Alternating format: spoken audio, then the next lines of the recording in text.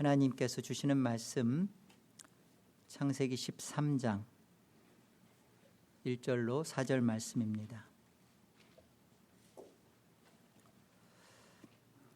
아브라함이 애굽에서 그와 그의 아내와 모든 소유와 롯과 함께 네겝으로 올라가니 아브라함에게 가축과 은과 금이 풍부하였더라.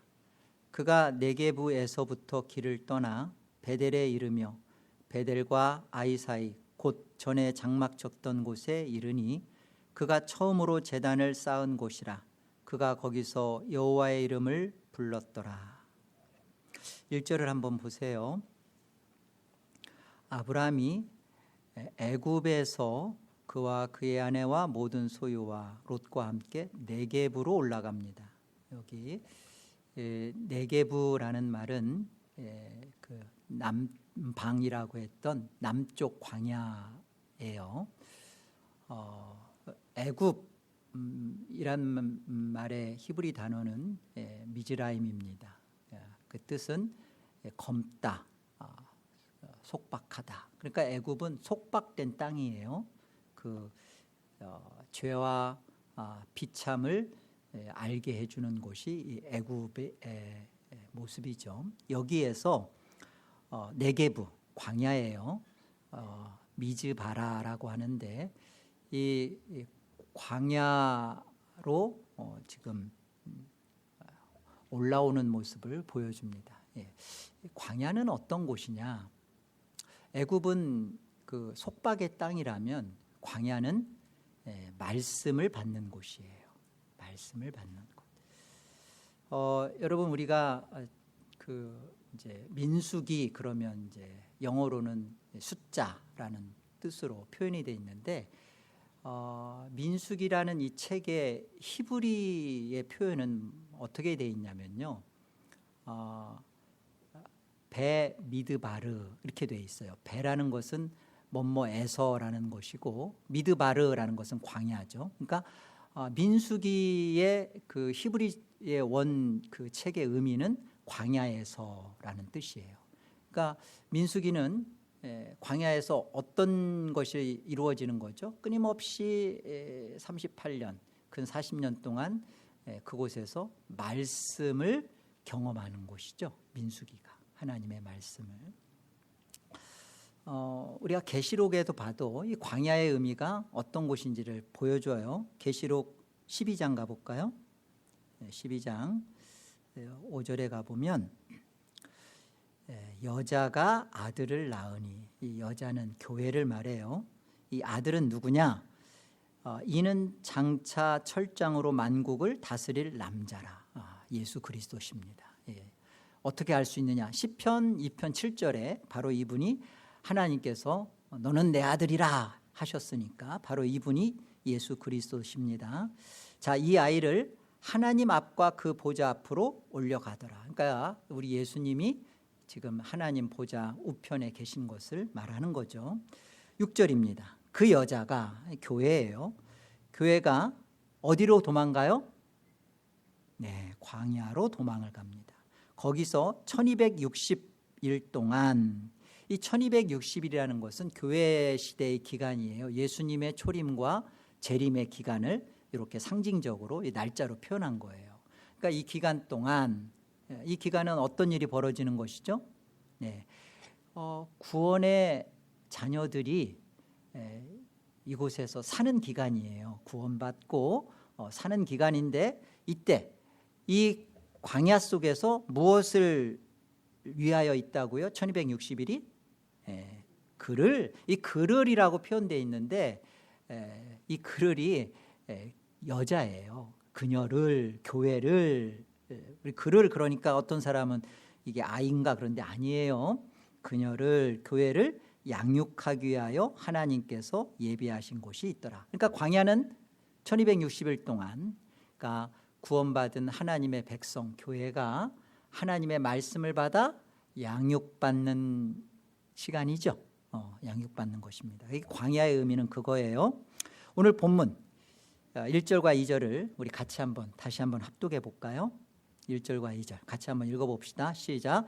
아브라함이 애굽에서 그와 그의 아내와 모든 소유와 롯과 함께 네겝으로 올라가니 아브라함에게 가축과 은과 금이 풍부하였더라.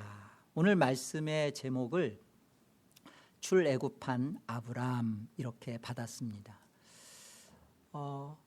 오늘 이 사건은요, 아브라함이 출애굽하는 이 모습으로 이스라엘이 출애굽하는 것을 그대로 예표해주고 있어요. 그러니까 지금 오늘 아브라함이 출애굽하는 이 장면은 뒤에 이스라엘 백성들이 출애굽하는 것을 재현시키는 것입니다. 확인해 볼까요? 우리 출애굽기 12장을 가봅시다. 출애굽기 12장 40절이요.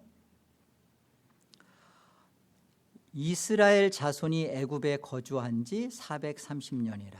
430년이 끝나는 그날에 여호와의 군대가, 이 여호와의 군대가 그 앞에 있는 이스라엘 자손과 같은 말이에요.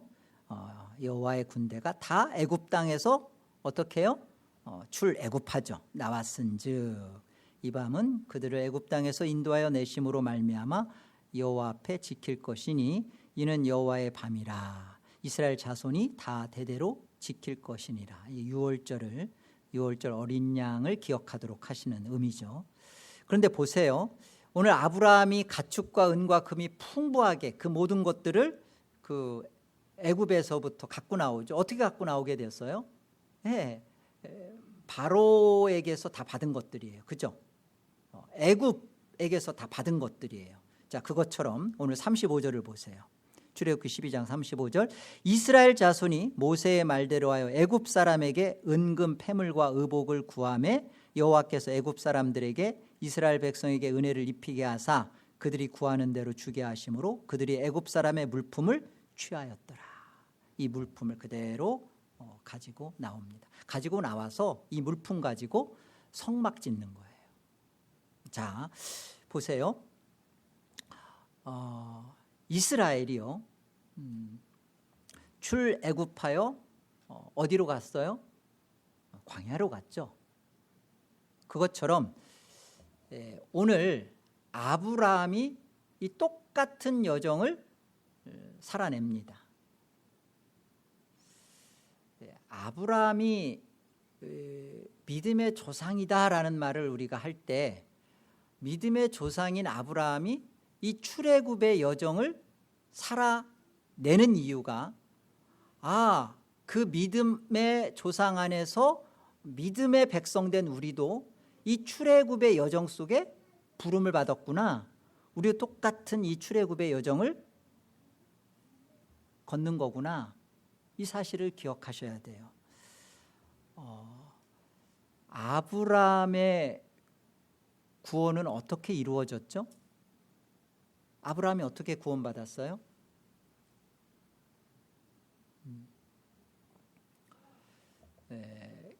그 애굽의 바로가 말해주고 있는 것은 현재 그 아브라함의 애굽된 상태를 그대로 가르쳐주는 겁니다. 애굽의 바로 안에 있는 그 아브라함의 그 무력함은 어떤 거예요? 거짓말해서 아내 사례를 누이라고 속여서 바로에게 뺏겼잖아요. 자, 바로의 궁에 자기 아내 사례가 잡혀 있어요. 지금 아브라함이 뭘 할 수 있어요? 아내를 도로 찾고 싶은데 이 억압된 속박된 이것으로부터 벗어나고 싶은데 그가 할 수 있는 게 뭐예요? 궁만 바라보는 거죠. 아무것도 할 수 없어요. 바로의 그 큰 힘에 꼼짝달짝 못하고 자기의 간절함을 잃어버리고 어떤 것도 이렇게 할 수 없는 그 무력한 상태가 그 바로 아브라함의 속박된 상태였습니다. 이게 아브라함의 종살이 된 모습이에요. 이스라엘의 그 애굽의 바로에게 갇혀가지고 꼼짝 못하고 그 힘에 노예 생활했던 것과 같은 모습이죠. 이때 어떻게 구원이 아브라함에게 베풀어졌죠? 이스라엘은 어떻게 구원받게 되었죠? 네, 하나님께서 바로에게 재앙을 내리심으로 가장 큰 그 힘이라고 생각했던 바로보다 더 강력한 하나님의 크시고 놀라운 힘을 사용하셔서 하나님께서 어떤 일을 하셨어요? 예. 아브라함의 아내인 사레를 지켜주셨죠. 여기서 아브라함이 알게 된 것은요, 아, 내가 아내 잃었다 도로 찾았다. 이 빼앗긴 아내를 도로 찾은 것에 대한 그 경험이 아니라 내게 자손을 주겠다. 그 자손은 바로 사례를 통하여서 오실 바로 그 여자의 후손이다라는 것에 대한 그 하나님의 약속이 이렇게 나와 함께하고 있구나. 나를 통하여 주시겠다, 이루시겠다라는 그 예수 그리스도 그 자손이 내 안에 있는 한, 하나님이 내 안에 그것을 두고 있는 한, 바로보다 아니 그 어떤 상황이나 큰 힘도 나를 어쩌지 못하는구나 라는 것을 만난 구원이죠. 아브라함에게서 만난 그 약속의 구원, 약속을 붙들시고 이루시고 성취해 나가시는 그 하나님, 나를 사랑해서 나의 어떠함 때문이 아니라 내 안에 두신 하나님의 약속의 그 말씀을 하나님은 지키시는구나. 이 말씀 안에서 나는 구원받았구나. 아브라함이 경험한 것입니다. 우리의 어떠함에 구원이 달려있는 게 아니라 하나님의 약속과 그 약속의 힘에 구원은 달려있는 거예요. 우리 마가복음 3장을 한번 가보세요. 우리의 구원이 이렇게 이루어졌습니다. 아브라함이나 이스라엘이나 영적 이스라엘인 교회도 똑같은 구원을 받은 거예요. 보세요. 23절. 예수께서 그들을 불러다가 비유로 말씀하시되 사탄이 어찌 사탄을 쫓아낼 수 있느냐? 또 만일 나라가 스스로 분쟁하면 그 나라가 설 수 없고 만일 집이 스스로 분쟁하면 그 집이 설 수 없고 만일 사탄이 자기를 거슬러 일어나 분쟁하면 설 수 없고 망하느니라. 사람이 먼저 강한 자를 결박하지 않고는 그 강한 자의 집에 들어가 세간을 강탈하지 못하리니 결박한 후에야 그 집을 강탈하리라. 밤에 잠을 자고 있는데 강도가 들어왔어요. 들어와 가지고서는 칼로 위협을 하며 나를 꽁꽁 묶었어요. 이제 이 강도에게 대항할 수 있는 힘은 전혀 없습니다. 한밤중에 쳐들어와 가지고 자고 있는 나를 칼로 위협하면서 묶어놨으니 이제 벗어날 길이 없는 거죠. 이런 상태예요. 자, 이런 상태에서 어떻게 벗어날 수 있었을까요?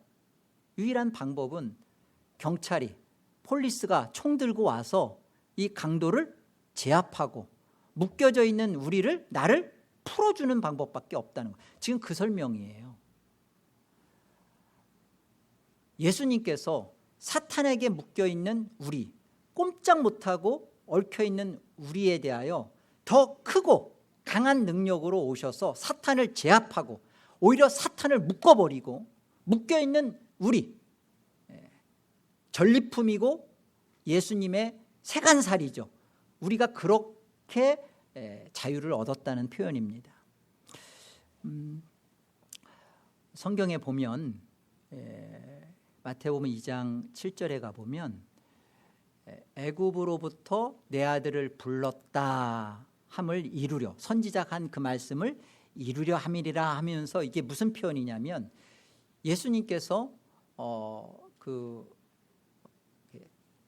가나안 땅에 있다가 거기서 베들레헴에서 나셨다가 애굽으로 피난을 가는 장면, 그 장면 속에서 다시 애굽으로부터 이 이스라엘 땅으로, 가나안 땅으로 돌아오는 그 과정에서 이 말씀을 하십니다. 애굽으로부터 내 아들 예수 그리스도를 불렀다. 이것을 응하게 하려 함입니다. 이 말씀이 뜻하는 바는 이거예요. 아브라함이 애굽에 내려갔다가 올라오는 것, 이스라엘 백성이 애굽에 있다가 430년 만에 그들이 다시 나와지는 것,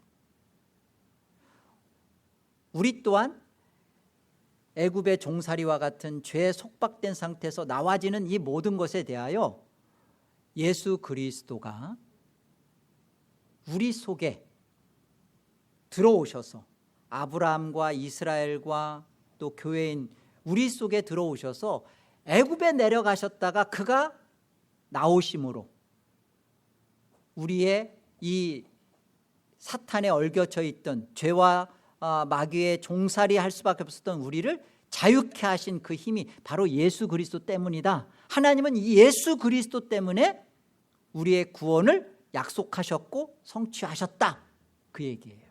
오늘 아브라함이 애굽에 내려갔다 올라오는 것은 아브라함 측면에서는 기근 때문에 어쩔 수 없이 내려가는 상황처럼 보이지만 결국은 이것은 애굽으로 내려갔다 올라오신 예수 그리스도를 그 안에 경험시켜 주는 거예요.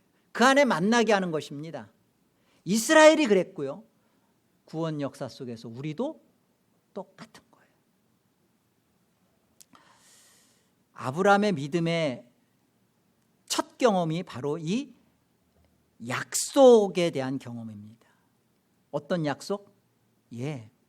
사례의 몸을 통하여 씨로 오실 예수 그리스도를 붙드시고 지켜주시는 그 약속, 이 믿음의 첫 경험이죠. 이 믿음의 경험이 구원의 경험입니다. 여러분이 내가 갖고 있는 믿음의 경험은 무엇인가 한번 생각해 보세요. 나는 신앙생활을 지금 10수년간 해왔는데 내가 갖고 있는 믿음의 경험은 무엇인가? 그래, 집이 안 팔렸어. 그런데 하나님 집 팔리게 해주세요 라고 막 간절히 기도했더니 집이 팔렸어.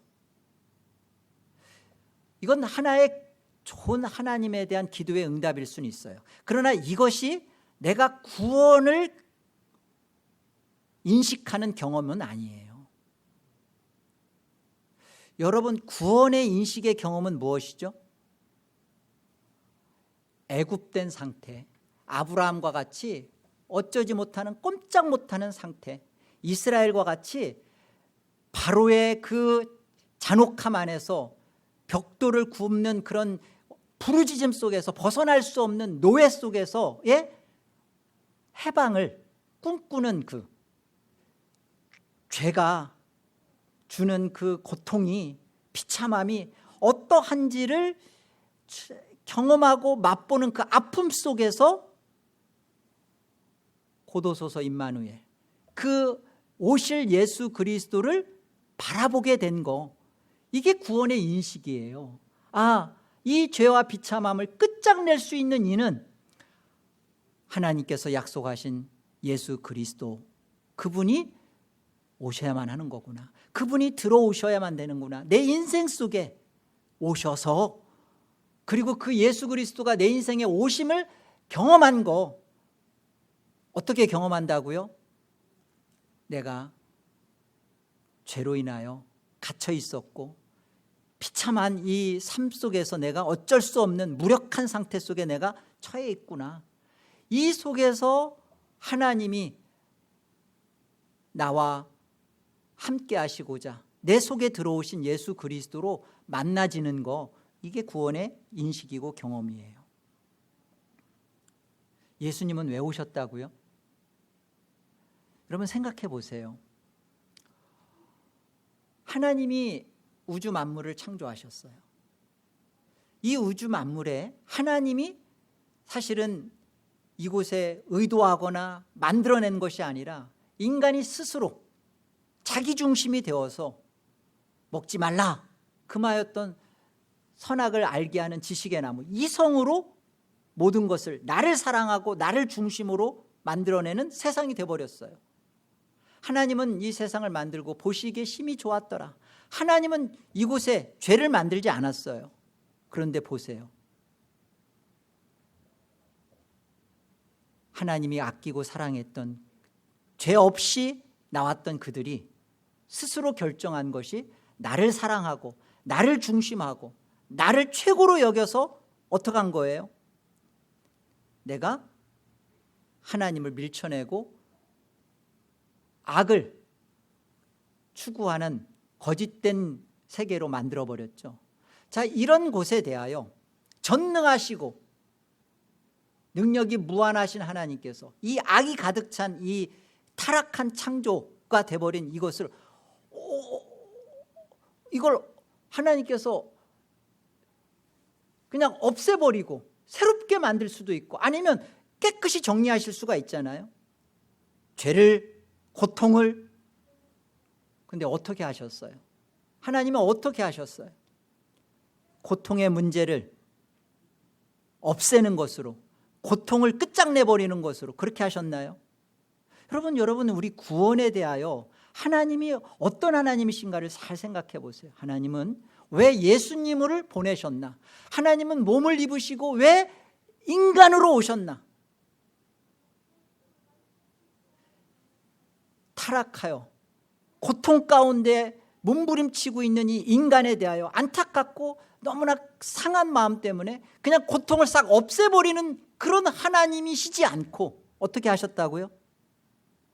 고통 속으로 들어오셨다. 몸을 입으시고 저와 여러분이 아프고 힘들고 살기 싫고 벗어나고 싶고 아니면 그냥 탈출해버리고 싶고 이 고통 속으로 몸을 입고 오신 분이 하나님이세요. 그분이 예수님이세요. 들어오셔서 이 고통의 짐을 그분이 감당하셨습니다. 여기에 우리의 구원이 있는 거예요. 예수님이 오셔서 이 악으로 가득 찬 해결할 수 없는 이 고통을 그분이 감당하시고 그분이 져주시고 이것을 해결하지 않는 한 답이 없는 거예요. 하나님은 그렇게 우리의 구원을 방식으로 구원의 길을 이렇게 이루셨습니다.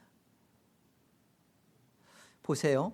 오늘 본문 3절과 4절을 가보세요. 그가 아브라함이죠.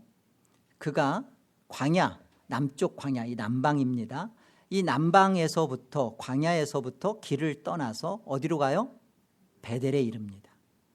베델은 엘은 하나님이라는 뜻이고요. 벳 이것은 베들레헴 하면 떡집이잖아요. 그러니까 벳 이것은 집이라는 뜻이에요. 그러니까 합치면 하나님의 집이죠.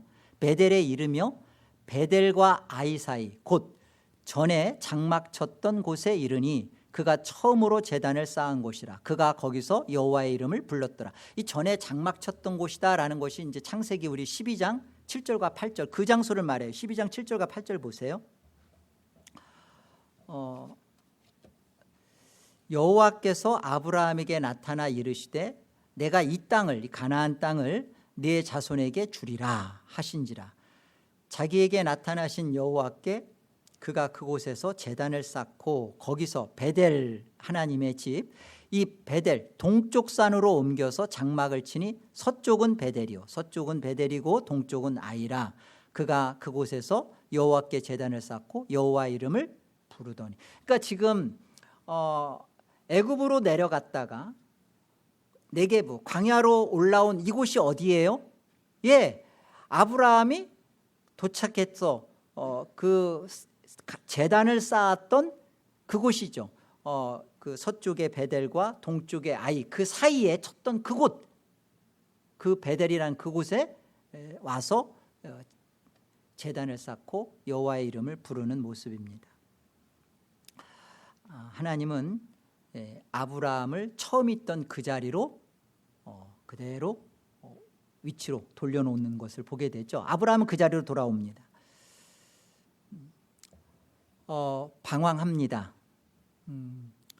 믿음의 조상인 아브라함이 그 구원의 여정, 신앙의 여정길에 있어서 헤맵니다. 애굽으로 내려가고 그리고 그곳에서 뺏기고 거짓말하고 해결하지 못해서 전전긍긍 쩔쩔매다가 우왕좌왕하고 속수무책이 되는 그런 답 없는 방황의 시간을 삽니다. 그러나 보세요. 그러나 오늘 출발부터 아브라함을 첫 경험시켜준 그 믿음의 그 출발부터 하나님은 반드시 아브라함을 처음 하나님의 집 베델이라는 곳에 처음 장막 쳤던 그곳에 제단을 쌓고 여호와의 이름을 불렀던 그곳에 갖다 놓으시죠. 돌아오게 하시죠. 내려가게 하신 것은 뭐죠? 내려가게 하신 것은 아브라함이 기근 때문에 하나님이 말씀도 안 하셨지만 물어보지도 않고 자기의 생각대로 그가 내려갔고 그곳에서 자기의 중심대로 자기의 판단대로 살아보려고 아내를 누이로 속이면서 문제를 맞닥뜨리고 해결도 못했죠. 그러나 이 모든 것에 대하여 전지하신 하나님은 허용하시면서 그 안에서 아브라함으로 하여금 바로보다 크고 강하신 하나님이 나와 함께 하시는 이유는 예수 그리스도 약속 때문에 그렇구나라는 사실을 믿음의 경험을 하게끔 하셨죠. 그리고 돌아오게 하신 겁니다. 이게 중요해요. 여러분 묻겠습니다. 여러분이 가슴 깊이 파묻어 놓고 누구한테도 말 못하는 질문이고 고민거리를 묻겠습니다. 여러분 그렇지 않나요? 세상을 하나님은 왜 만드셔서 나로 이 고통을 겪게 하시나? 여러분들이 하는 질문이라고요. 여러분 마음속에 살아가시면서 나는 왜 태어났나? 그래 태어났으면 그래 예수님 만나는 거 그 예수님 만났으면 빨리 불러가시지 왜 이렇게 자식 새끼들 때문에 고민 겪게 하시고 먹고 사는 문제 때문에 힘들게 하시고 그리고 뭐 또 죽으면 스스로 자살하면 구원이 있네 없네 고민거리 또 만들게 하시고 여러분 이러지도 못하겠고 교회 바깥으로 나가지도 못하겠고 또 교회에 있자니 막 여전히 고통과 문제는 내 안에서 해결도 안 되고 그렇다고 또 누구한테 나는 정말 너무 세상이 고통스러워요 살기 싫어요라는 말을 또 하기도 좀 민망스럽고 왜? 믿음 없는 것처럼 보이니까. 제 얘기가 아니라 여러분 얘기예요. 자, 목사님이 저렇구나 이렇게 생각하면 안 돼요. 왜 그럴까요? 하나님은 이 세상을 왜 만드셨을까요? 이 세상을 만들고 우리로 하여금 이 고통을 피하는 길이 아니라 고통을 직면하게 하고 맞닥뜨리게 하고 고통 속에서 살게 했나요? 그리고 이 고통을 없애는 게 아니라 이 고통 안으로 하나님이 몸을 입고 우리 안에 왜 들어오셨을까요? 이런 문제를 한번 생각해 보세요. 그냥 단순히 여러분 쉽게 예수 믿으면 구원받는데 천국 간대 이렇게 쉽게 생각하지 마시고 이 세상은 왜 있는 거야 대체? 나는 왜 태어났어? 죽으면 나는 어디로 가고야 마는 거야? 신앙에 대한 고민을 좀 하세요. 아이만 갖지 말고 큐도 가지라고요. 오늘 그 답이 오늘 말씀 속에 있습니다. 우리 갈라디아서 4장을 보겠습니다. 표준 세번역본으로 보겠습니다. 조금 더 이해하기가 쉬워서 그렇습니다. 내가 또 말합니다. 사도 바울의 말씀을 받아 전하는 것이죠. 유업을 이을 사람은 모든 것의 주인이지만 어릴 때에는 종과 다름이었고 이게 무슨 말이에요? 유업을 이을 사람이라는 것은 상속자죠. 그러니까 상속자라는 것은 모든 것의 주인이다. 그러니까 상속자는 아들을 말하는 거예요. 그러니까 아들은 결국은 아버지 것의 모든 것을 갖고 있는 주인이죠. 아들이에요. 아들입니다. 지금 아들은 모든 것을 다 갖고 있는 아들인데 보세요. 근데 어릴 때에는 무엇과 다름이 없다고 그래요?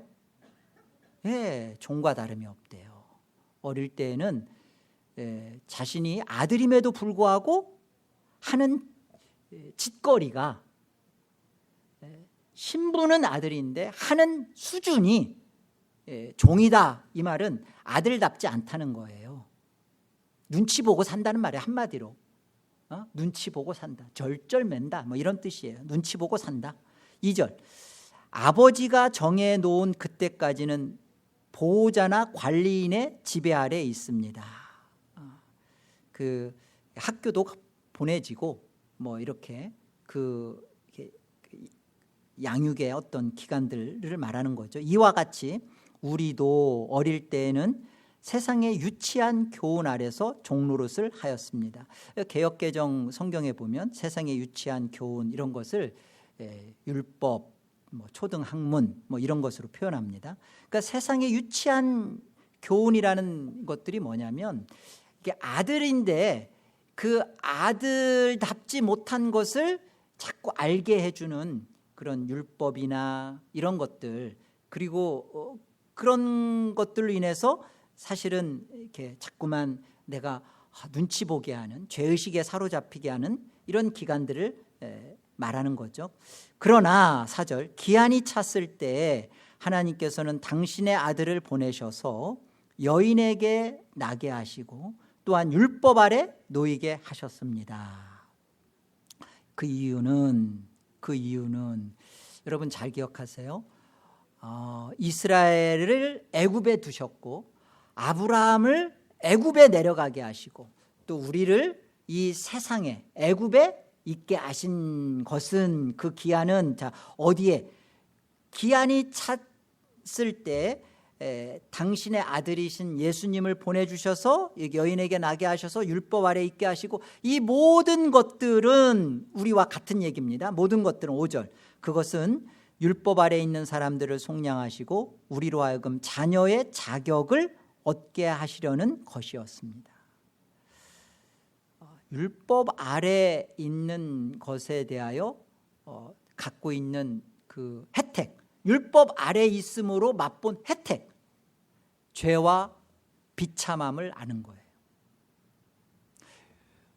율법 아래 있지 않았을 때는 지금 아들이에요.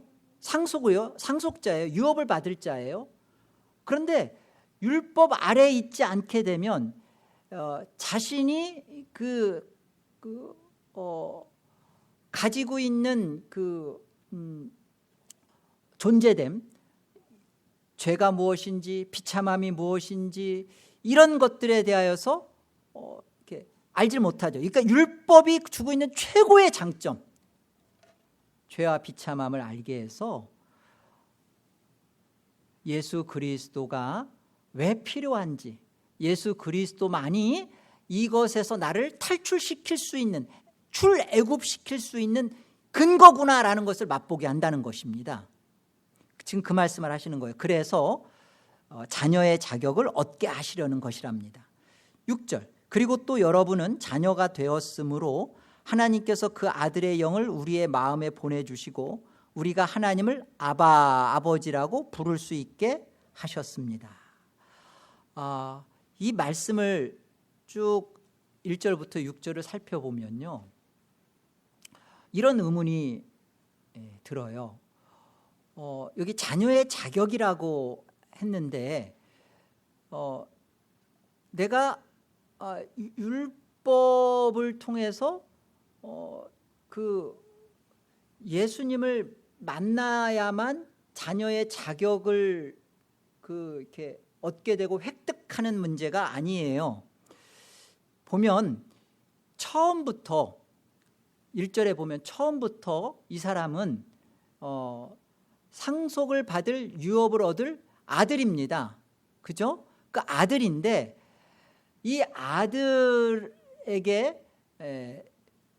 세상에 유치한 학문이거나 율법이거나 이런 속에서 노임을 통해서 자녀의 자격을 얻는다라는 것은 이런 거예요. 그 자녀의 신분을 갖는다는 게 아니라 자녀의 수준이 된다는 거예요. 처음부터 1절에 보면 처음부터 아들이잖아요. 그런데 율법을 경험하고 예수 그리스도에 오셔야 할 이유를 만나는 것은 그를 결국 그가 어디로 간다는 거예요? 네, 아버지라 부르는 그 수준의 자리로 간다는 것입니다. 이 세상을 하나님께서 왜 만드셨을까? 하나님은 이 세상을 만든 이유는 이 세상을 통해서 이 세상이 전부가 아니라 하나님 나라에서 영원히 살 그 하나님의 보이지 않는 세상이지만 그 세상을 알도록 하시고 이곳에서 그 세상을 사목해 하시고 하는 것이 이 세상이 하나님 보시기에 좋은 거예요. 이 세상은 하나님이 빛과 어둠 다 하나님이 만드셨습니다. 여러분, 그 어둠도 하나님이 만드셨어요. 환난도 하나님이 창조하세요. 근데 보세요, 환난, 어둠, 고통, 이것 자체가 죄거나 악이 아니에요. 빛이 어둠과 같이 있을 때 이제 어둠이 어둡다라는 것이 드러난 것처럼, 여러분, 이 세상 속에 하나님께서 우리에게 주신 어떤 것도 죄거나 악이지 않아요. 근데 문제는 인간의 욕심이 자기 중심이 되어서 그것을 자기가 결정하고 자기 욕심대로 그것을 갖고 있을 때 이게 이때부터 죄가 되고 악이 되는 거죠. 문제되는 거 없어요. 인간이 문제예요. 인간이. 이 문제인 이 인간이 문제인 거죠. 그분 말고. 이게 이 세상은 우리로 하여금 보세요. 우리가 어떤 존재인가? 우리는 묵시 속에서 보면 이 세상이 만들어지기 전에 창세전에 그리스도 안에서 우리를 택하사, 이 창세전 언약이 있는 거잖아요. 하나님이 우리를 이미 종이 아닌 아들로 하나님 나라에 영원히 함께할 자기 백성으로 택하셨어요. 우리가 그런 존재예요. 그런데 아들의 명분, 자녀의 자격, 이게 뭘 말하는 거예요? 자녀의 자녀됨, 아들의 아들됨. 어떤 것이죠? 아버지라고 부르짖는 그 은혜와 기쁨, 감격, 감사를 아는 자리. 몰라. 어렸을 때는 종과 같아. 하나님 나라에서 그 영광스러운 아들의 신분, 창세전에 그리스도 안에서 택함을 받은 존재인데 몰라. 세상은 그래서 우리로 하여금 하나님이 이 세상 속에서 우리가 무엇을 결정하는지, 우리가 어떤 존재인지, 이게 이제 율법의 역할이죠. 우리로 하여금 얼마나 우리가 탐심이 가득 찬 존재인지, 얼마나 욕심꾸레기인지, 얼마나 나밖에 모르는지, 얼마나 이기적인지, 얼마나 탐욕적인지, 얼마나 하나님을 싫어하는 존재인지 철저하게 맛보게 하죠. 애굽이죠. 죄와 속박된 곳이죠. 이곳에서 손을 들고 부르짖고 어쩔 수 없구나, 답이 없구나. 여러분, 상한 심령이라고 하는 것은 답을 알려줘도 답을 쓸 수 없는, 답을 알아도 답대로 살아낼 수 없는 게 그게 상한 심령이에요. 어쩔 수가 없는 거예요. 나란 존재가 그런 거예요. 그런데 나는 원래 어떤 자예요? 하나님 거예요. 그리스도의 것이에요. 나는 하나님의 아들이에요. 이런 나를 위해서 하나님이 너 아들이야. 아들이니까 하나님 말씀 앞에서 괴롭지. 율법의 역할이에요. 예수님이 오시는 거예요. 우리 속에 들어오시는 거예요. 고통 안으로 들어오시는 거예요. 우리의 죄된 몸을 입고 그분이 오셔서 십자가에 죽으시는 거예요. 그가 다시 살아나시는 거예요. 그래서 우리로 하여금 예수 그리스도 안에서 나는 내가 하나님의 아들이었구나. 그리고 나는 하나님의 아들의 그 아들됨 수준, 그 수준으로 살고자 하는 강렬한 소원과 열망이 이곳에서 벌어지는 거예요. 그래서 나는 하나님의 그 아들됨의 그 영광 속에서 하늘나라에서 거룩하다 거룩하다 거룩하다. 세상 그 무엇을 가지고 와도 나는 이 하나님 나라의 상속, 이 하나님의 기쁨 바꾸지 않는다. 이게 하나님 나라죠. 이게 좋아서 우리가 하나님 나라 가려고 하는 거죠. 그 얘기를 하는 것입니다. 피조물, 우린 하나님 앞에, 하나님 나라에서도 사실은 우리는 피조물의 자리에서 벗어날 수는 없어요. 우리가 피조물이 아닌가요? 구원받으면 우리가 창조주가 되나요? 아니잖아요. 그래 보세요. 예수님이 몸을 입고 온 것은 천사를 구원하려 함이 아니라 아브라함의 자손을 구원하려 함이라. 믿음의 조상인 아브라함이 참여했던 애굽에 들어갔다 나온 그 이스라엘, 그 영적 이스라엘, 교회를 위함이다. 우리의 구원은 그 정도예요. 우리는 하나님 나라에 가면요, 우리는 피조물로 국한되어서 천사의 그 최고의 그 자격을 갖고 있는, 그 최고의 수준을 갖고 있는 그 천사가 우리를 부러워하고 그 천사가 우리를 수종듭니다. 왜? 우리는 하나님을 아버지라고 부르거든요. 피조물인데 하나님을 아버지라고 부르짖는다고요. 아버지 그러면 이게 뭐가 되는 거예요? 하나님이 피조물이 아닌 이상 우리 피조물이 하나님을 아버지라고 부른다면 대체 우리는 어떤 수준인 거예요? 이게 아들의 명분이에요. 이게 자녀의 자격이에요. 여러분, 이 세상에 왜 온 거예요? 오셔서 여러분의 욕심 때문에 고통을 겪고 사는 것이 불만이세요? 얼마나 잘 오신 거예요. 지금 저와 여러분이 겪고 있는 이 고통이 우리로 하여금 내 욕심 때문에, 내 이기심 때문에 내가 스스로 자초한 것들이지만, 그러나 이것을 통해서 우리는 영원한 하나님 나라에서 하나님을 아버지라 부르는 그 영광된 복된 자리와 수준을 경험하고 갖게 되는 것입니다. 아멘입니다. 구원이란 되찾음이에요. 어떤 되찾음이냐? 아버지가 아들의 신분으로 우리를 되찾는 게 아니라 그 아버지께서 아들의 수준으로 우리를 사실은 되찾아내시는 거예요. 처음부터 하나님 나라에서 영원히 살 창세전인 그리스도, 창세전 언약 안에서 하나님이 우리를 어떤 존재로 같이 살기를 원해요? 그냥 천국에만 들어가면 옳다구나, 땡이구나, 됐구나, 그거예요? 천국에 들어가면 그냥 잠만 퍼질러 자면 천국인가요? 천국은요, 하나님 나라는요, 그 하나님의 통치와 다스림 안에서 기뻐하며 감격하며 그 즐거움을 뜰도시 뛰어 함께 누리는 거예요. 그러려면 그 하나님의 다스림의 기쁨을 맛보는 그 수준이어야죠.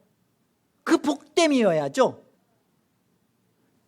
그 복됨의 수준을 이 세상에서, 이곳에서, 이 땅에서 그 하나님을 조금씩 알아가면서 그 수준이 크는 거예요. 이걸 구원이라고 하는 것입니다. 구원은 신분의 구원만이 아니에요. 그건 칭의만의 구원이 아니에요. 성화, 수준의 구원도 있는 거라고요. 하나님은 이 수준의 구원을 이 땅을 통해서 그걸 사용하시는 거라고요. 누가복음 15장을 보세요.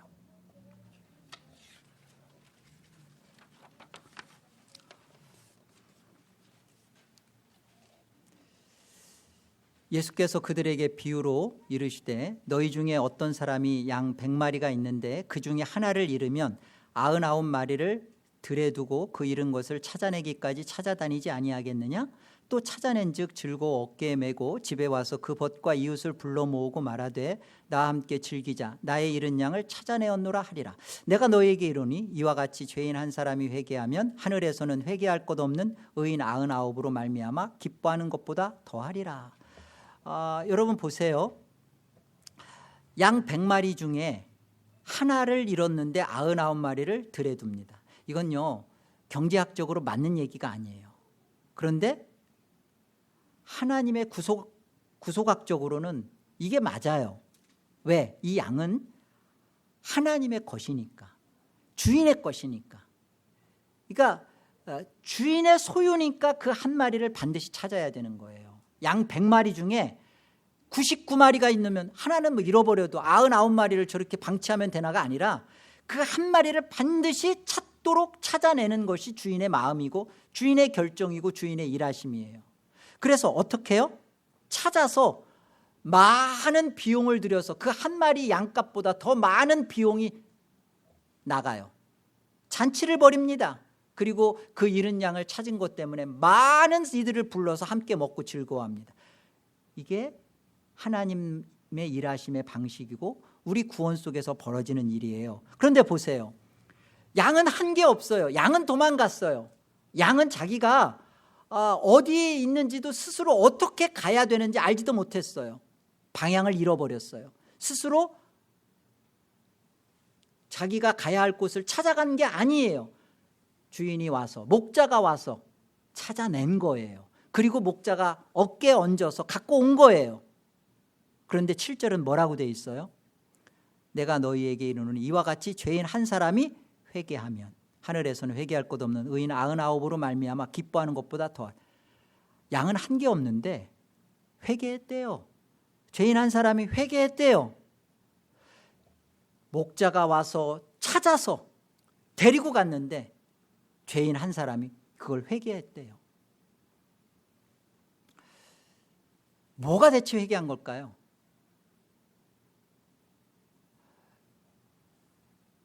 이 회개라는 것 자체가 내가 회개했다, 돌아갔다는 거죠.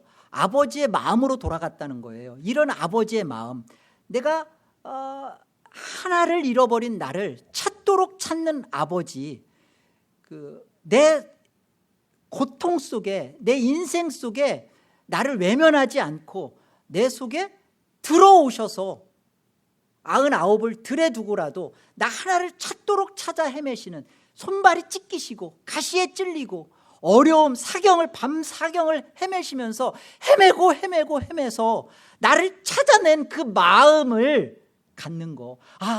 아버지의 마음이 이거였네? 아버지는 나를 이렇게 사랑했었어? 난 이 세상이 난 전부인 줄 알고 나는 이기적으로 이 세상 속에서만 탐닉하여 살려고 하는 그런 존재였는데 이 세상 속에 몸을 입고 오셔서 피범벅이가 되셔서 나를 위하여 죽으시고 찢기시고 욕받침을 당하시고 이런 나를 위해서 그가 이렇게 무참하게 짓밟히신 게 그러신 거야? 라는 마음을 갖게 된 거. 그게 회개라고요. 그게 회개라고. 죄인 한 사람이 회개한 거래요. 그것이 예수님이 오신 것을, 그 이유를 만나는 걸 회개래요. 그 다음에 8절도 보세요. 어떤 여자가 10 드라크마가 있는데 하나를 잃으면 등불을 켜고 집을 쓸며 찾아내기까지 부지런히 찾지 아니하겠느냐. 또 찾아낸즉 벗과 이웃을 불러 모으고 말하되 나와 함께 즐기자. 잃은 드라크마를 찾아내었노라 하리라. 내가 너에게 이르노니 이와 같이. 뭐라고 되어 있어요? 죄인 한 사람이 회개하면 하나님의 사자들 앞에 기쁨이. 이 비유 끝에 세 번째로 저 여러분이 잘 알고 있는 둘째 아들 탕자 얘기가 나오잖아요. 아버지의 시선을 떠나서 먼 나라로 가서 거기서 돼지가 먹는 그 쥐염 열매조차도 먹지 못하는 처지가 되자 어때요?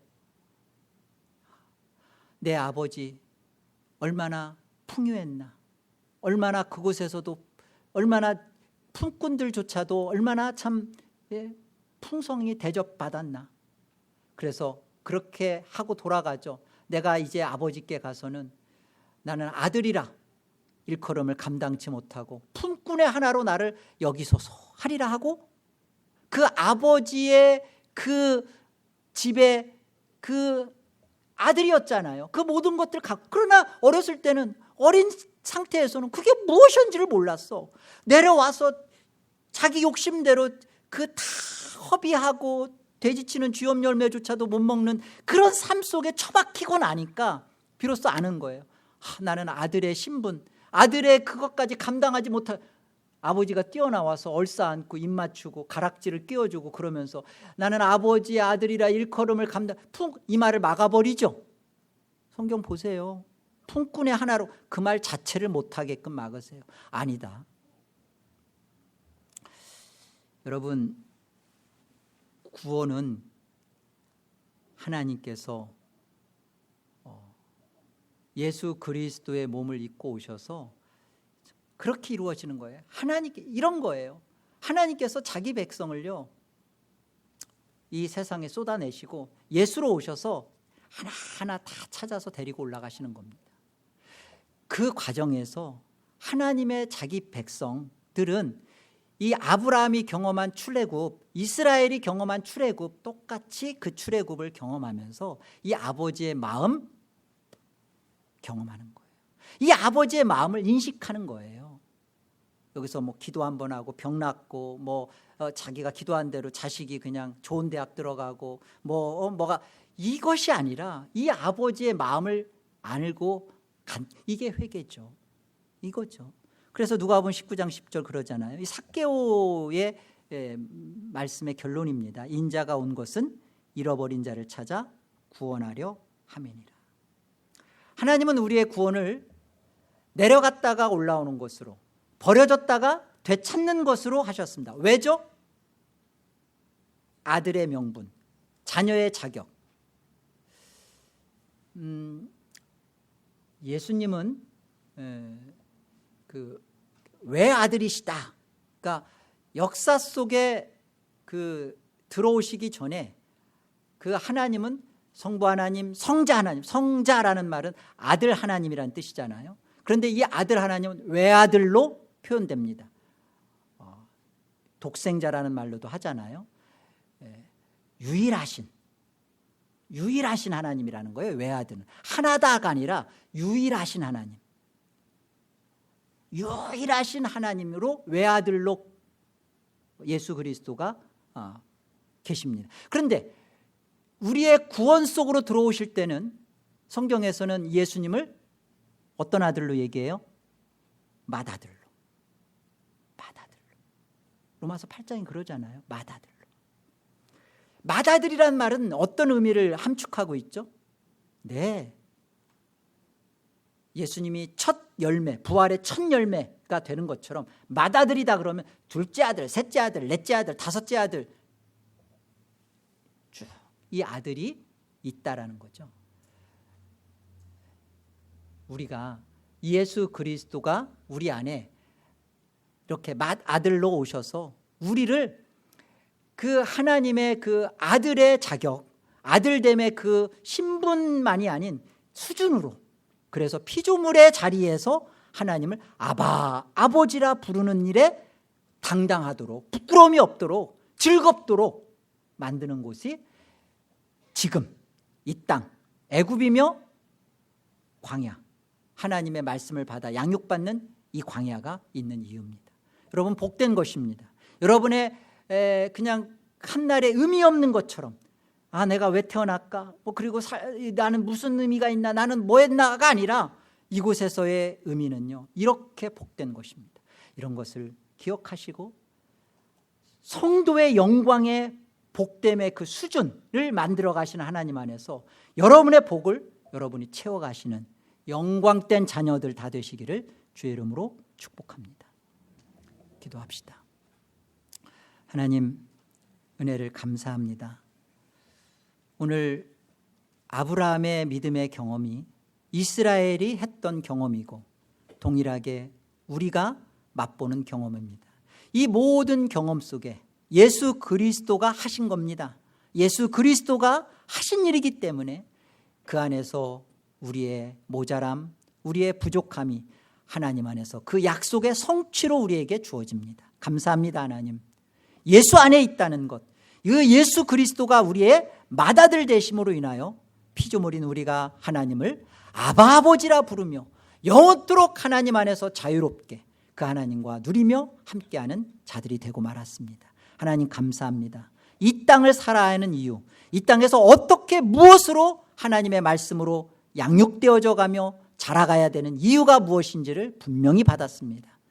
한날을 주시면 그 한날만큼 하나님의 말씀으로 양육되어지게 하시고 죄와 비참함 속에서 승리를 주신 예수 그리스도를 맛보는 우리 되게 하여 주시옵소서. 예수의 이름으로 기도 올립니다.